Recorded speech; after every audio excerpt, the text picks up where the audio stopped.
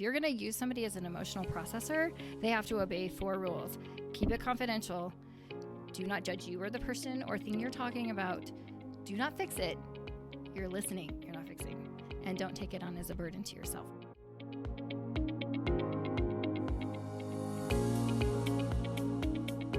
Yes, I have a that's daughter true. that feels a lot of emotions all the time, just on her sleeve, just all the time. So, Yes. and managing those emotions, particularly as as adults, managing those emotions can sometimes be difficult and lead to a lot of challenging situations. So let's start at the ground zero. What is emotion? Let's talk about that. Yes, definitely. So, emotions, like you said, can get big or small, but they really are to our benefit, right? And you could feel all of them. And like, as I was thinking through this and thinking all the emotions that I experience, like, I went skydiving a couple of weeks ago. My goodness. I did. You did that. That was my first time? Yes. Okay. That was my son's 18th birthday request, that I go skydiving with him. How awesome. So, and so talk about exhilarating emotions. And going up there, I felt every single range of emotions up there. But that's what made the experience, right? Looking back, that's what made the experience, is all the wide range of emotions I felt. I haven't been. I have not done this. Would you recommend skydiving to everybody? I absolutely would. Really? Okay. I would absolutely recommend So you it. felt safe? I felt like when you go tandem, you feel. I was surprised how safe I felt. Okay. Yeah. I'm doing it. Yeah, you tomorrow. should. Tomorrow. Like, take all of this information and you can process on the way up.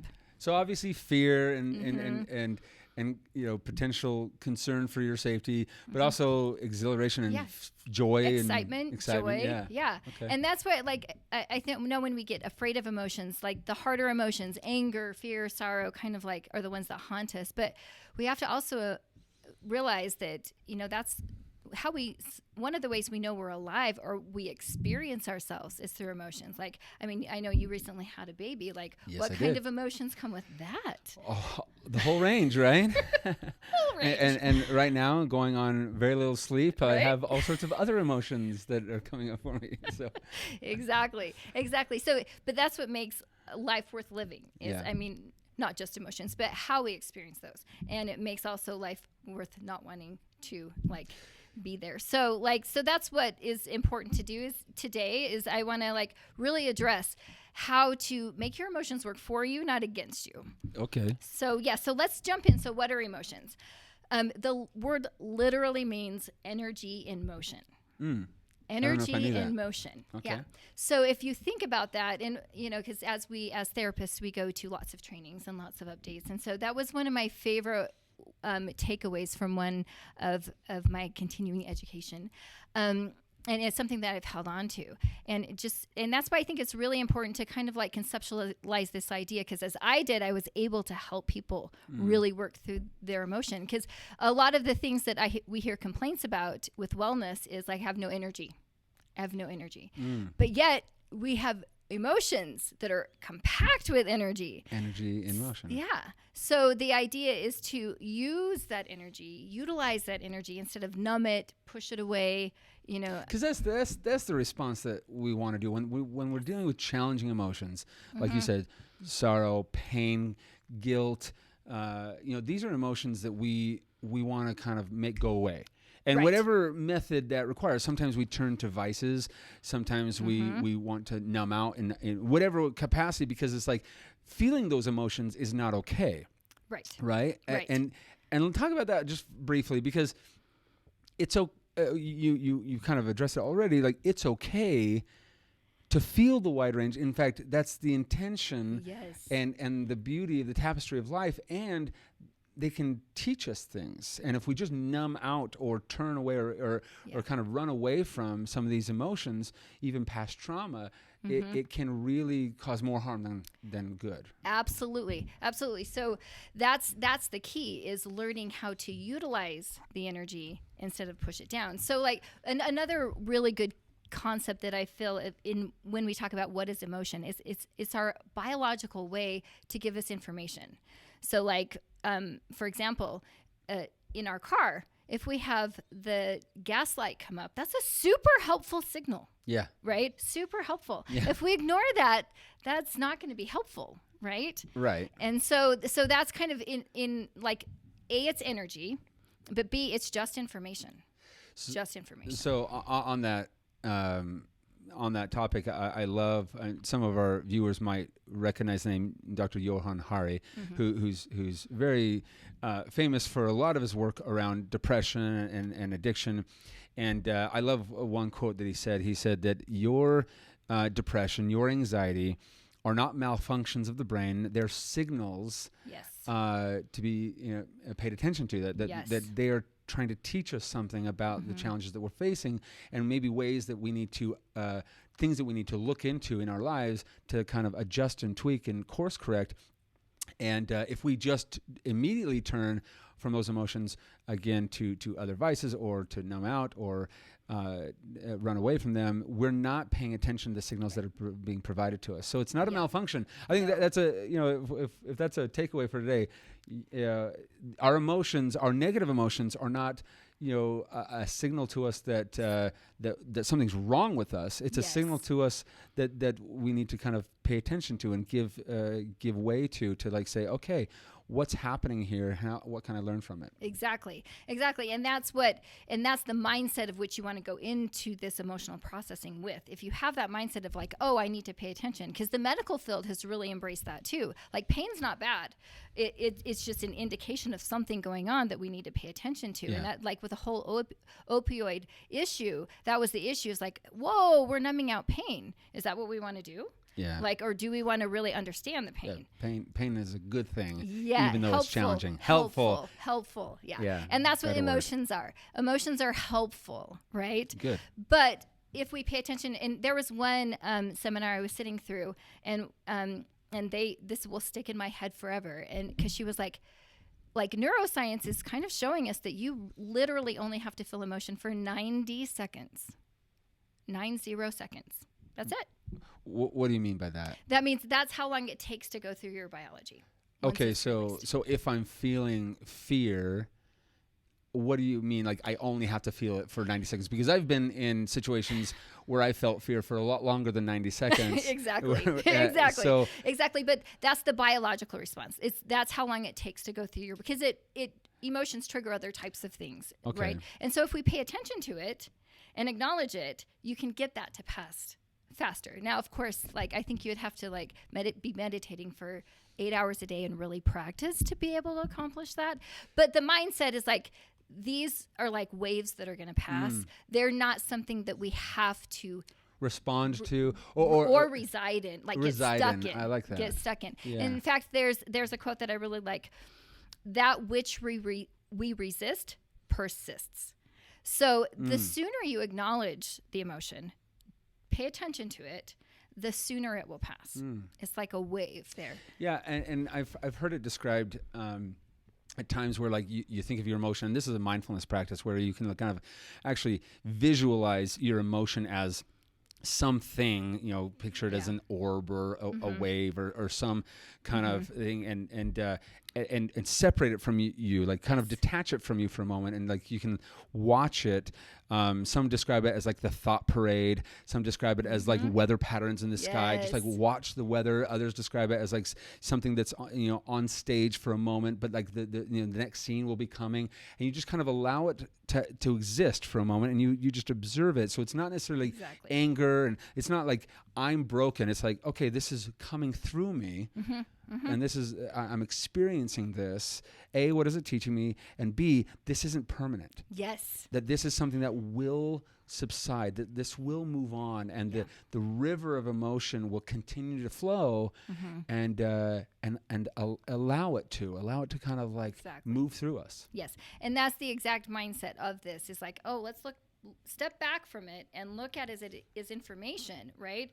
And so like something in your inbox that needs to be paid attention to. Pay attention to it, and then we can move on. And so, and that observing thing, which we'll speak quite a bit to a little bit later, is the is kind of the idea and thought of the best way to kind of manage. But if you add that energy into it, right? Like, oh, and then I can flow the energy, right? Because that's why, like, that's where people kind of get stuck of like, okay, I sit back and observe and kind of do the information, but it's kind of like making my chest like come in and I'm not being able to breathe. Like, so how am I exactly supposed to, right? Yeah. So there's a little bit more to it of what to do with the energy with it. Okay. In addition to what you're saying. Yeah, so, I like so that. Yeah, so we'll go Let's into get that. into that. Like, Yeah. One more thing to kind of like help understand this is that our emotions are also tied to our survival instincts, meaning evolutionary times we kind of needed the flight, freeze, play dead. And so we have that as survival instinct. So if we're having anger come up or fear come up, we have that fight, flight instinct. But really, the only time we really need to use those is if you are actually in a dark alley being attacked. Yeah, where my life is actually in danger. Right. Please use that right then. Yeah. But most those are of the needed. time, Those are biologically like supporting the adrenaline that might come up in those Yes. situations, or aiding my ability to escape or whatever. Exactly. Yep. And so emotions get tied to that. So that's kind of where we can also get a little is that, especially in the the society that we live now, we like, how often is that going to come up? 0.00001% of our lifetime that we will actually need to use that. Well, you did just go skydiving. That is true. I just want to bring that up. Okay. But Hey, yes. Good point. I did feel like I needed to use those, at least anticipating that. So that's an important thing to do, because it's important to be able to create some distance between like, wait, I'm being like urged to flee. Mm-hmm. Do I really need to? Right. And really, so we'll speak to that too, but just know that they're also like, we have emotions on every day to pay attention to, like, oh, I need to pay a bill. Oh, I think I'm feeling kind of in love here. Like, I'm feeling some, like, they're really good emotion. They're really good things for every day, but they're also tied to our survival instincts, and those can get really confusing. Okay. And that's what's going to help us like navigate this. Yeah. So in going to kind of the next step that I want to do is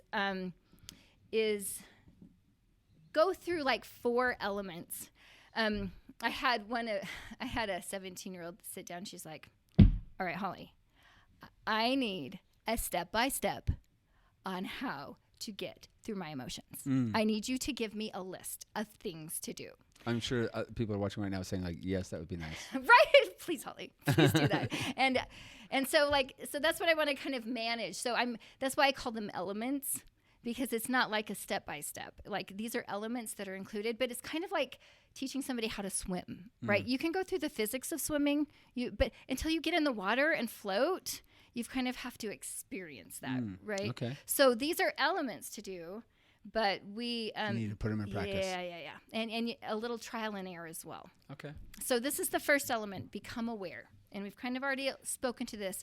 So bringing that awareness like kind of launches the wave, right? Brings the wave, because you hear it like, lean into the energy, lean into it, let it pass through you. You kind of already of mentioned that, and that's exactly it. But noting the emotion kind of starts that wave. Acknowledging it, yeah. recognizing it. Recognizing it. Some people find it helpful to actually call it out by name. Yes. And put language to it. Yeah, and sometimes verbally stating it when you're feeling that. Yes. So that you can kind of establish like, this is what's happening. Right. And and don't be afraid to mention all the emotions, like skydiving, exhilaration, fear, like, and so acknowledge and if you put language to it, there's something that happens in putting language to it is very powerful to get that processing going. Okay. So becoming aware just kind of starts the tidal, the wave to go through. But then, so this is where we want to like get that separation, like you were talking about. So we want to observe it, but also understand that you're observing energy. And so we're going to allow the energy to flow through your body. If we need to use that energy, let's do it. But again, most of the time we don't need to. So we just need to allow that initial wave to pass and just observe that. And like, one thing that this kind of helps some people is like, kind of pretend that you're like a scientist gathering data. Okay. So you're just gathering the data, right? Oh, I'm feeling this. Oh, I'm feeling that. This is how it feels, right? But be careful not to go to the therefore. I'm angry, therefore. Okay. Right? Just hold off on the therefore. Like in a science experiment, the last thing you want to do is go to the analysis too quickly, right? Okay. Gather all of the data first. Observe, and then watch, pay attention to, analyze, collect. Collect all of that. So when you're becoming aware, that's what you're doing. And awareness is thoughts. Notice the thoughts that are coming, emotions, what your body physiologically is feeling. And so when you're doing that awareness, it's a collective, because it's not just, the emotion is what am I feeling? And how does my physiological body experiencing that? Because if you bring all of that to your awareness, it tends to pass faster.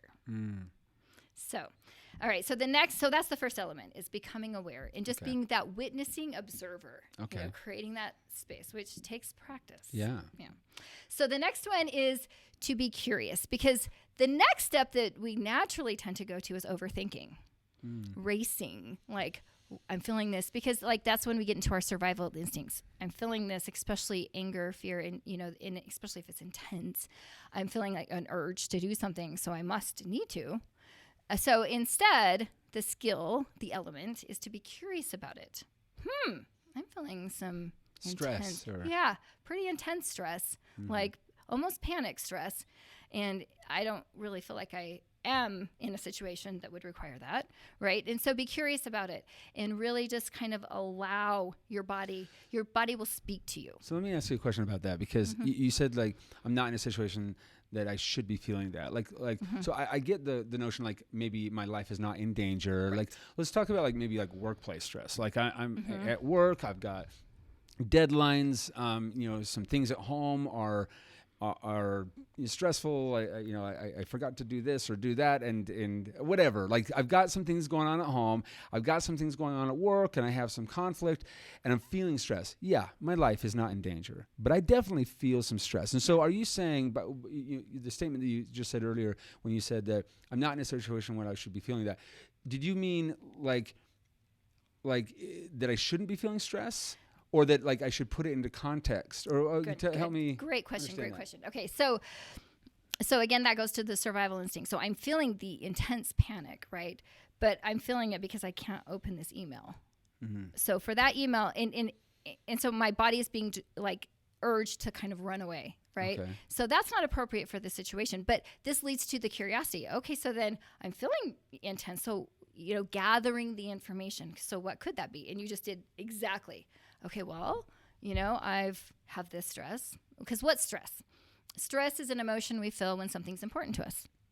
So that may not be achieved or accomplished, or that we're feeling the pressure of failure or whatever. All that, right? So stress could be something of uncertainty. Stress could be something that I do need to get done. Oh, I need to get that done. I almost forgot. Like, it could be something that I am supposed to do now. I'm supposed to be responding to this email. It could be like, oh my gosh, I had that argument this morning. It's there. So all the stresses. So that's why you want to just gather all the information and just note it. Oh, could be this, could be this. What you're doing is bringing all of that unconsciousness to your conscious. When it's to your conscious, your body knows how to do this. Just like we know how to digest food, we know how to process emotions. The problem is we stop it. If you just allow it, your body knows how to do this. And so it will account for all those things if you just be curious about them. Interesting. And you actually did a very good job of it. Like, those are thoughts. This is stress. Oh, all of those things. That's why it's so intense. Okay. And I think that by taking an inventory and acknowledging it, taking a moment. So first is, be aware, calling it, I'm feeling this. Yep. Second is, like, maybe get curious, like you're saying, and gathering information. So by doing that, I think that it also helps you understand the temporary reality of it by acknowledging, like, well, it's probably because of X, Y, and Z. And these, X, Y, and Z, because I think a lot of people, when they feel stressed, and that when it leads to like depression and debilitating depression, a lot of times they don't see that it is temporary. They see that this is the permanent state in which I will survive from this point forward, and therefore that's not okay. I can't handle that. Yes. And they at times, for individuals, they choose to to check out. And that's what we don't want to have happen. Exactly. If we can simply acknowledge that this is temporary, that these challenges are going to pass. They will pass. Yes. All challenges And so will will the pass. emotion. And so will the emotion that accompanies that situation. Exactly. Like one example I give my clients is like, okay, what would be the difference between if you knew you had the 24-hour flu versus a lifetime of nausea every day? Pretty significant. Yeah. I mean, right? Pretty Yeah. significant, right? Yep. And that's kind of what you've got to look at. And then the other part of it that you address is there was this amazing like meme that I have that I just will hold forever. And it had the client there with this big black ball of yarn there, and then because it was like explaining what the therapist does. So they come in with this big black ball, and then the therapist has these nice little tiny balls of yarn separated out in different cute little colors that we can pass. And so like really spreading out, because when we get that type of emotion, because what you described was a survival instinct, shut down, right? Freeze. And so that's a pretty intense, like that's like death type response, like play dead. And so if we're having all of that, it's just usually because we have too much of it here, and we need to kind of separate that out. And that's what this being curious and just gathering information does. So the biggest thing that we need to make sure is don't go to the therefore. I'm stressed, therefore this. Yeah. We jump to that, and we're trying to slow that process down. Slow that down. And so far we are aware, we've acknowledged it, we are gathering information, collecting. Yep. So next is what's next? Validating. Okay. Yep. And so validating is, so anything in life, any growth, any sort of learning comes best with a very loving, unconditionally, non-judgmental, kind environment. So instead of hating our emotions and wanting them to go away, we want to befriend them. We want to be gentle with them, like have gratitude for them. And openness. Not creating an enemy of our emotions. Right. And just be constantly acknowledge that it's okay that I'm feeling this. It's even healthy that I'm feeling this. So if I'm feeling this intense, like we usually go to, therefore I'm broken. I'm feeling panic and out of control, therefore I'm broken. Instead of like, oh, there must be a lot I need to pay attention to, right? And so just giving a lot of loving grace to yourself. And so anything that we put in a loving environment flourishes. And so, I mean, children, like if between the ages of 3 and 5 is a very emotional state because they're waking up. In my experience, that continues on past that. It sure does. Just kidding. It sure does. It sure does. But that's the first time. Yeah. That's the first time. And plus they're identifying by objects because they just are realizing it. So if they lose their toy, they've lost their left hand. Yes. And they really cannot handle that, right? And so our job as parents is to be co-regulators to help that pass. So we need to do that with our own brain, just like you would do for a child, of like comforting them. In fact, sometimes the reason for the emotion is just that you need comfort. That's it. And so by just stepping back and being gentle with it, that you're upset, sometimes it's just because you need comfort because you lost something. There's nothing you have to do about that. But if you just listen to yourself and really be in tune, your body speaks to you. So instead of trying to like overthink it, listen to how your body will help you feel the answer and feel what you need to do. And validation invites that. It takes practice, I'm sure, but like, yeah. Oh yeah. I like that. Lots of practice. And it's hard. I'm sure it's hard to validate an emotion that you feel disdain for. You feel, animosity toward, a particular way of feeling, a particular emotion. Like it's hard to kind of to feel a sense of kind of kindness and even gratitude for the spectrum of emotions. It's not easy. No, it's not. No, as I'm, not to divulge too much, but as I'm getting older, apparently when you get older, you don't handle stress as well. And is that hormones change a little bit and you go through things. And so a few years ago when I started this process, I started to panic for no apparent reason. Okay. For no apparent reason. I was not gracious. I was not grateful at all for that panic. That I had to go take my dog for a walk 5 times a day to manage anything. Oh. So we're under control now. It's all good. It's all good. But yeah, it was hard to have gratitude for that. But instead of just quickly numbing those out, fortunately I had there's times that as a therapist, you just want to not be a therapist and you just want to whine and complain for a second and not think of why all those. But it's helpful knowing, wait, hold on. There's something. I know how to handle this. I know how to move forward. Yeah. Even though I don't feel like I need to handle it, I'm okay. Right. Yeah. And so I went and did, but I used the pain to drive me to figure out what it was, what was out of balance, what I needed to do. And there was a puzzle pieces of things. But yeah, that was hard to have gratitude for. But I did have to keep coming back to that. Like, hold on. Like, because I'm like, oh my gosh, if I can't handle this, how am I going to listen to clients' stress? Like, I'm going to be panicking with them. And I'm like, I'm going to have to give up my career. Like, do you know how that catastrophic thinking? Like, the therefore. The therefore, exactly. So anyway, so it's hard to do that. And it is a skill. It is a skill. But that's what we want to aim. If we don't put up the ideal or like what we want to aim for, we can't ever get there. And I'm sure you'll get to this or you'll speak to this, but is there a way to practice this not in the heat of a challenging, stressful moment? It's almost like I would imagine that practicing this with less intense emotions, like everyday emotions, like even right now, like saying, okay, let's take emotion of your current, let's take inventory of your current emotions right now. As you're sitting, and let's go through the process. Let's call it by name. Let's acknowledge it. Yep. Let's be curious about how that emotion came to be. Yep. What's leading to those emotions, good or bad. And then validating those. Like, I think if you can kind of do it in moments of quote unquote emotional sobriety, when those tough emotions come, you're gonna, that you flex that muscle a little bit. Exactly. So you want to practice this. I mean, we can just talk about it now because it will be relevant. So there's a few things. So that's where you get the emotional journals, right? Writing those. I have clients just write them on the notes on their phone. Just write it there, or like, with Impact Suite, like in coaching, like right? Yeah. Like when somebody's saying, I really need help with this, I'm like, okay, let's just break it down for a second. Right now, we're just going to be aware. Yeah. And just write all the emotion, as many emotions as you had today, and describe what it felt like in your body, right? Just note them, put it into language. And, on the daily tracker, as people track daily, we actually like allow them to like track emotions. Exactly. So they can sort of see, oh my goodness, like these are the emotions that led up to the way that the day turned out. Exactly. And so the daily tracker is amazing because then it gives you options of emotion. Because that's the other thing is people like, I don't know what I'm feeling. I don't know what I'm feeling, right? And so having options, but just accounting for them. But so that's the awareness. But then to step back from things is that daily meditation.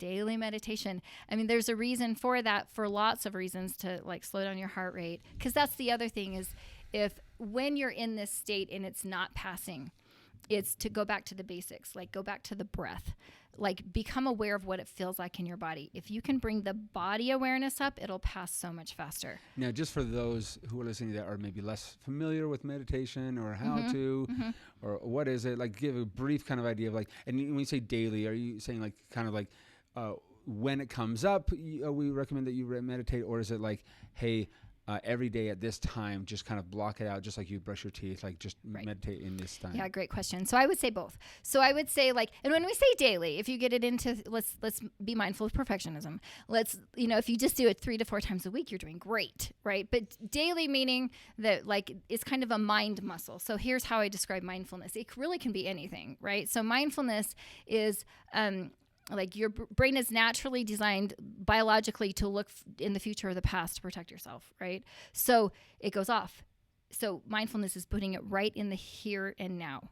And so you just expect it to go off, bring back here, off, bring back here until you can sit right here. So the basic mindfulness is just listening to your breath, paying attention to what your body is doing, feeling what it feels like to sit in the chair, Yeah, like actually being extremely present and extremely aware of everything, how your legs are touching the chair and how the breath kind of like moves through your nostrils and into your lungs and fills your lungs, and it just being incredibly present, trying to put aside what happened or what will happen or what could happen and what's going on around us, the chaos that surrounds us, and just allowing ourselves to be immediately. And a lot of people will listen to like really soothing music. Some people will like even go up into mountains or near water to really kind of set the stage for that. But you can do that internally as well. You Absolutely. can be in a chaotic office place and find an opportunity to kind of be mindful. Yes. And what does that do for you? So what that does is it builds the mind muscle. So it's no different than weightlifting, right? And it's not something you can just do once and like, oh, I got it, right? This is like the reason it's daily is because you need that mind muscle to be able to step back, allow the emotion and the energy to flow through you instead of like getting caught up in it. And so it just is your weightlifting to be able to do it in those moments of intensity. So, and you've got to keep doing it. Like if you stop weightlifting, the muscles lose their tone, right? So this is the same with mindfulness meditation. It has a lot of other benefits too, but in order for this to create that separation of observing, it creates the mind muscle to be able to do that and to really be aware at a heightened level. Because that's really what we're trying to do, is allow our body to do the natural process. To do that, you have to be very consciously aware of right here and now, because now is the only time you have any influence over. Yeah. And so that's the power of mindfulness meditation. But yeah, do it in practice where it's quiet, easy, and then mostly do it every day. Like I tell my clients, I'm like, we are not going to practice breathing techniques when you're panicked. Like That's not time to practice. Not time to practice. That's game time. Absolutely. So in the shower, right before you go to bed, right when you're waking up, when you just don't want to get out of bed, but you're sitting there, like take 10 deep breaths, diaphragmatic breathing, listen to your breath. 10 times. That's it, right? Just let's start small. Now on our app, we have meditations. We have a mindfulness journey that helps really break it down for you and brings it from small to large. So that's a good way. But then also noting and then journaling, putting anything into language, talking about it with somebody is also really powerful too. Yeah. So those are the steps. So, which brings us kind of to the last element. And this is respond responsibly. So emotional intelligence, emotional maturity is about being able to give yourself time to respond. Because sometimes we do need to respond, right, to the emotions. A lot of times we do. So this gives you time. So this is where we do go to the analysis. So but I would suggest that's after the wave has passed, after you physiologically have calmed down, is the time to respond. Because that's... Unless you're actually in a fight or flight situation. Yes, please respond. Please respond if somebody pulls a gun out. Please respond. And so, yes, but most of the time, what I call the initial emotion is raw emotion, very raw, and it's very self-protective, which is great. It'll protect yourself, but your chances of hurting relationships are like 99%. So if you respond in that raw emotion, it comes out defensive. It comes out very self-protective. And we've all been there. Oh, yes. And we will continue to get there. Yeah. And so we just take accountability for that and say, I responded a little too early. And so then the processed emotion is still emotional, but it's not raw. Okay. And so then you can also determine, like, if this... what is in my control, what can I do, what I cannot do. What do I need to respond to, what I can't. One of the most difficult emotions for people to process is uncertainty. When you have no idea, you get a cancer diagnosis, or any type of MRI scan, you have a week till you figure out what that MRI is. And so you're sitting in uncertainty. There's literally nothing you can do, limbo state. And so, but you have the energy of life and death, because it could be. Yeah. And so what do you do with that? And this is the game time, right, that you prepare for. And literally what you have to do is utilize that energy. Utilize that to get things done, to be creative, to connect, and knowing I've kind of putting on the shelf, okay, I've done everything that need to with this emotion. I'm waiting for the MRI. There's nothing else I can do. So I should just take care of myself, my relationships, and use that energy instead of ruminating in Google over all the possible symptoms and all the possible things. Like, use that for something else. You've already checked off the list. That I love that. I love like use and harness that energy. There's martial arts, Aikido, where you take the force that's coming toward you and redistribute that force back toward your opponent. So rather than just deflecting, you kind of harness and channel. And so I love that. That is also incredibly difficult to do in that state of uncertainty, or in that state of fear or stress or depression or anxiety. Like these emotions are hard, and to channel those to something productive. Let's talk about that for a second, because that seems incredibly difficult. Yeah. So let's go to the next one, because when our emotions haunt us. Yeah. So when they get stuck, when they do that, we've like in that certain situation, I'll specifically talk to that, but then others, like during those, you need help, you need support. And so that's what talk therapy is best for, is to help you slow down for a second, help you work through those, to do that. Like you will, like the goal of that daily mindfulness is so that you will be eventually able to do that. But when I started panicking, man, I was going to every single resource I had, even though I knew the answers. I needed support. I needed somebody to talk me through it. Some people that I knew had gone through it, and they didn't really tell me anything I didn't know, but it gave me the ability to slow down. Yeah. Talking through things, regardless even if you're not necessarily charting new territory for you, like it is a process that like can really calm things down. Yes. And that's the goal, is to really calm things down. So like writing it out, talking to somebody, having somebody help you like sort that out, the catastrophic thinking. And what if you are in the process of talking through that with someone, and maybe it's not a professional. Sure. You're talking to a spouse, you're talking to someone, a friend, and rather than the process kind of being this healing, calming down, it actually is riling you up and kind of winding you up to like say, then that's when you start back to, hey, let's start with aware. Yes. Like become aware. Yes. Let's go into the stage of being curious. Yes. Let's go on the stage. That's when you have to channel back to this process, this 4-step. Absolutely. Go back to the basics. Yeah. And I mean, you can do that, be a little bit proactive about that. Like I give 4 rules. I'm like, if you're going to anybody I'm working with, I'm like, if you're going to use somebody as an emotional processor, they have to obey 4 rules. Keep it confidential. Do not judge you or the person or thing you're talking about. Do not fix it. You're listening, you're not fixing. And don't take it on as a burden to yourself. And so you're just there to reflect back. Like the most fixing you can ever or should, even as a therapist, like I'm not an advice giver. I'm an option giver. Here's some options. Let them come to their own conclusions. Yeah. And well, and let your body speak to you. You're the expert on you because you're in there, right? And so that's give me those 4 one more time. Okay. So for this is for the emotional support. So if that, and we play both sides of this all the time. Like sometimes we're the ones that needing the processing. Sometimes we're the ones that somebody's processing through. So the 4 are. Keep it confidential.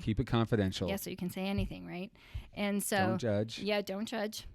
They have to observe you or the person you're talking about, because if you vent about a spouse to somebody, then the next thing you're feeling is guilty that I just talked bad about them. And so they can't do that. And then no fixing. Don't try to fix it. No fixing. Now that's a hard one, because you want to say like, hey, you know what you should do is you should blah, blah, blah. That's a biological instinct to fix, right? Even ourselves. Yeah. My wife, like, I'm always wanting to just come in and fix. Like, I would have never guessed that about you, Clay. she like tells me some problem, like, well, here's the solution. And she's like, I didn't want a solution. I just wanted you to listen to me. Right. And that's hard sometimes for some of us. Very hard. So this is like, therapists have to go through 4,000 hours of supervised practice to learn how to do this. Yeah. So be gentle with yourself on it. Yeah. And then the last one was like, don't take it on as a burden. Yeah. Hand it back to them. Like, unless they're your dependent child, that's the only time that we should take responsibility for somebody else's emotions. Anybody else, even adult children, you should not take responsibility for their emotions. That was another level. Because it can just kind of like compound issues. Absolutely. And it's not yours to do anything with. Okay. You got to trust them too. So it's kind of wasting that energy and motion. Okay. Yeah. All right. So you have Thanks no for going control. down that tangent. You're I welcome. think that's a relevant. It is. It's very relevant to the conversation. It is very, and it actually is something that I was going to go through in the tips. Okay, So we just covered it now. So really quick though. So what we gave was the elements, but when it gets sticky, usually you have to do other things, which is kind of what we addressed. So I just kind of listed some things like when you have lack of self-care, when you're hangry, you probably shouldn't go down the emotional processing. You should probably go eat. And then go back to the emotional processing and see which part of that, like the worst advice I think you could give a newly married couple is don't go to bed angry. No, mostly go to bed angry. Like if you're like, wait till in the morning to see if that anger is, how much of that anger is still there. Like, yes, don't let it linger. But why is that advice that we give newlywed? Because we all heard that piece of advice, and a lot of people swear by it. But I can totally see how that can, like, especially when you're really tired, it's really late, 1 a.m., you're like talking through something and it's just riling things up. And it's like, well, we need to take a break. And, absolutely. And sleep. Yeah, and get some sleep, get some food in us in the morning, and then process that. So why do you think that we give that advice? Well, Where did it come from? Well, I think what that is like, don't push it under the rug. Right. Solve it. Like, don't let that just get to a place where you can kind of like hug it out and kind of. Yeah. So you don't want to just say, I mean, the other worst thing to do is like let your spouse go to bed angry and you not, right? Like shelf it, like communicate enough of like, hey, I think we're tired. This. We're going to revisit this. So, and that's kind of what you do also with like stress. Like you make a list at night and say, brain, I'm going to address this tomorrow, not in the middle of the night. Thank you. And then that's kind of what you do with your spouse. So that's what it's indicating. But what they're missing is that when we're low, like something I told my kids and is I'm like, okay, I will help you with your homework after 9:30 at night, but there's a great chance you might be verbally abused. So just keep that in mind, right? Keep that in mind. If you're going to ask me for help, I likely will because I'm your mom and I just, can't think to go to bed, but I might not be controlling those emotions very well. So that's, just context. Like we all are depressed, meaning low ruminating at night. We need to rest. So again, like make sure that the self-care is there. Yeah. And so mental health is another thing. So if you're having if you have a generalized anxiety disorder, you're waking up with 3 notches higher than the average person. So you're always dealing in survival just because you exist. And so you have to do some other things first and then do the processing. So you have to be mindful of that. In depression is more of like, it's not an emotion, it's ruminating emotions. When you're low on serotonin, dopamine, you ruminate in emotions. Or dopamine, you just don't have them. You're feeling blah. You don't feel anything. You don't feel sad, but you don't feel happy.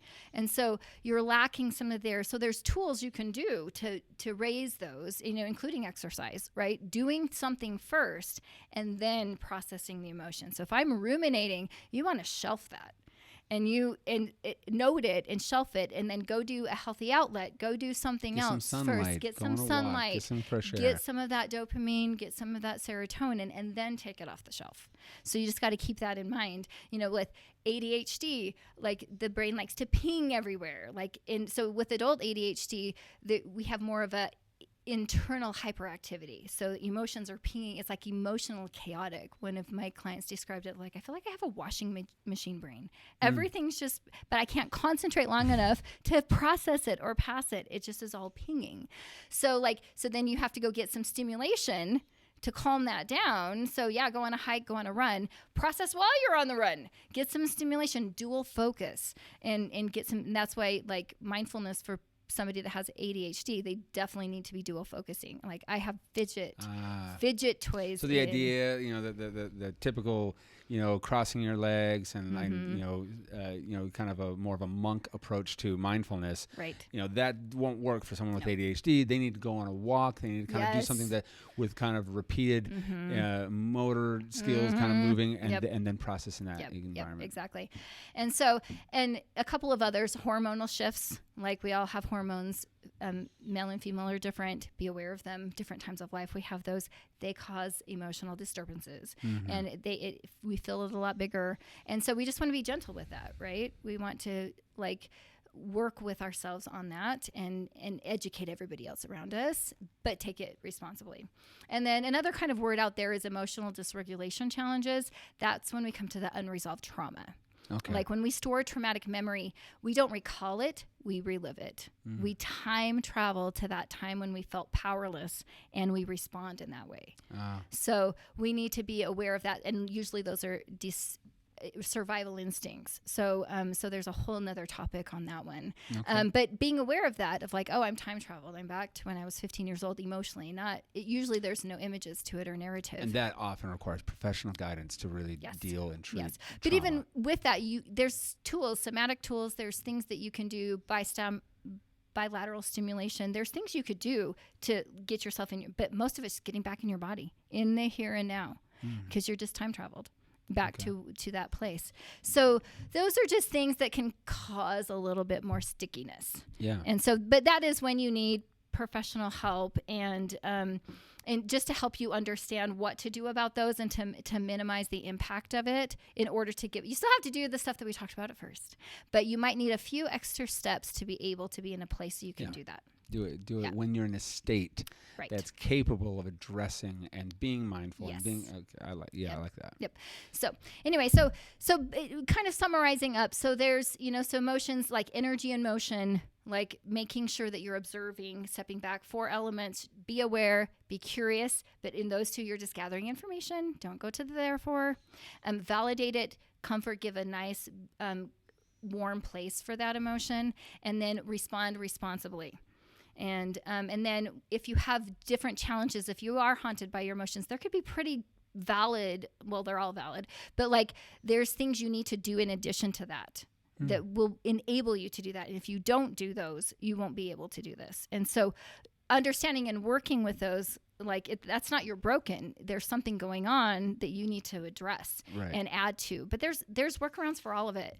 And so that's where you might need professional help to understand which of those is going on or a combination of those. And then but then it's about practice. Yeah, unfortunately, right? Yeah. But fortunately. So, but the research is out the door. If you do mindfulness 10 minutes a day, your heart rate's better, your cardiovascular is better, like, and you can physically and emotionally, you're in a better state. Better state no matter what. There's so many benefits to it, but this is one of them. Yeah. Is that you can be able to manage your emotions and be able to regulate your own emotions, and then be a co-regulator for somebody else, and be that emotional processor. I love it. Yeah. I love it. Yeah. And Impact Suite has so many tools for this. The daily tracker, we have coaches that can help. We have teletherapists, we have mindfulness journeys, we have like inner work journeys, lots of things that can help with this. Process emotions. Now, I've loved this conversation, and so thank you for going through this. I know that there's been questions coming in, so I want to jump to some Q&A if that's okay. We're just pulling it up here on the screen. And as a reminder, let's get to the first question. So during periods of depression, this is the first question, it's sometimes hard to feel anything. Yes. When you're feeling depression. Yep. How can you get through those times and get back in touch with your emotions? The things that you want to feel. Again, they're sometimes not easy, but feeling them is better than not feeling any emotions. Absolutely. No, absolutely. So how do you do that? So this goes back to kind of what we were talking about before. Low dopamine depression is the not feeling.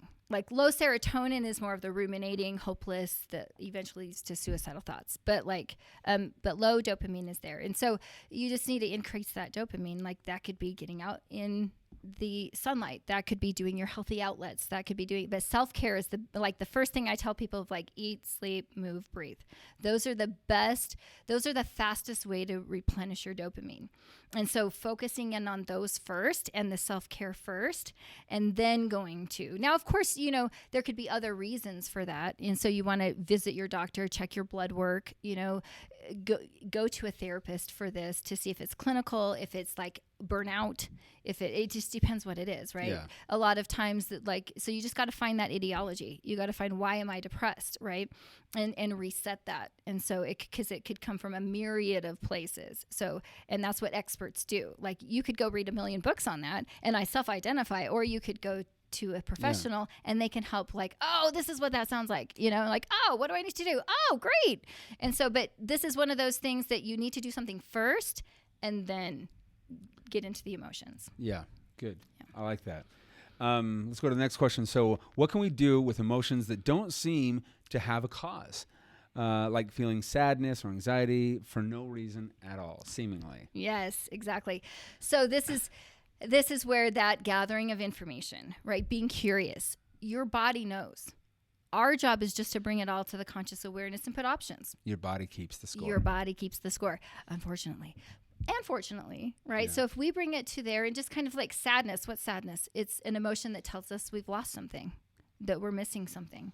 And so, like, be curious. Yeah. What is it? I think that a lot of people can at times feel like there isn't a reason for this. There is not a cause. Mm-hmm. But I love what you're saying by, stay in that curiosity mode for a little longer, sit with it for a little longer, because as we do, and we help people do this with Impact Suite, as you know, like, we help people analyze or take inventory of a larger spectrum of their life, and help identify areas that are maybe more vulnerable, or making them more vulnerable to depression, to anxiety, to addiction, so that we can say, okay, well, you may not have connected these two dots, but some of these emotions, again, coming back to the quote from Johann Hari earlier, Dr. Johann Hari, he said, like, these emotions are signals. They are. So even if they on the surface, you're like, well, there's no reason for these emotions. Like, I shouldn't feel sad. Like, I'm doing good. Like, my life is great. Why am I? My life is great. Yeah. And as we sit with that a little longer and get curious, we can start to say, like, oh, this is what's coming up, and like, there are some reasons for this. There always is a reason. There always is a reason. Yeah. And and acknowledging those reasons, or like understanding where they're coming from, can kind of be the key to unlock it all. It's like, oh, okay. Yeah. But here's the other thing. Here's the key that I tell people. I'm like, even as a therapist, I'm reading their body. I'm seeing what they're doing. So I say, all we have to do is bring up options. It could be this, it could be this, and don't go to, oh yes, this is what it is, and because then you miss some of these other things. It could be this. That's the curiosity. It could be this. It could be this. And then I find when we go to sleep and go back to the REM sleep, we're taking a shower the next morning, and guess what comes? Epiphanies, right? But your only job, well, not only, but your job is to bring it up to your conscious awareness, be aware of what it feels like, be curious about it, and then take care of your body, and they tend to come up. The answers tend to come up. But beautiful. A professional will help you too. Yeah. Awesome. Let's see. Do we have any, one more? Oh, actually, I think we're out of time. Yep. We are out of time. Darn it. Wow. That went fast. I wanted to do a few more. But so, Holley, thank you so much for coming. I just want to give our audience a reminder that we have another episode. We're going to be doing this again on November 17th. Where we will be joined by Impact Suites, our own editorial director of content, Laurel Frank. We're excited to have her. And we're going to be discussing making holidays happier, connecting better with family and friends. I know that it's a timely one because it's right before we're going to get together for Thanksgiving and Christmas. There's a lot of family time. And sometimes that can, bring up challenging conversations or challenging situations, or bring up, past trauma into the mix. There's a lot that can happen with family. You have 4 weeks to practice these emotions for that. Yes, actually, great. So use what we learned here today in preparation for what we're going to be discussing with Laurel on November 17th. So join us. You'll get more information about that later. And again, thanks so much, Holley. Thanks for coming in. Appreciate it.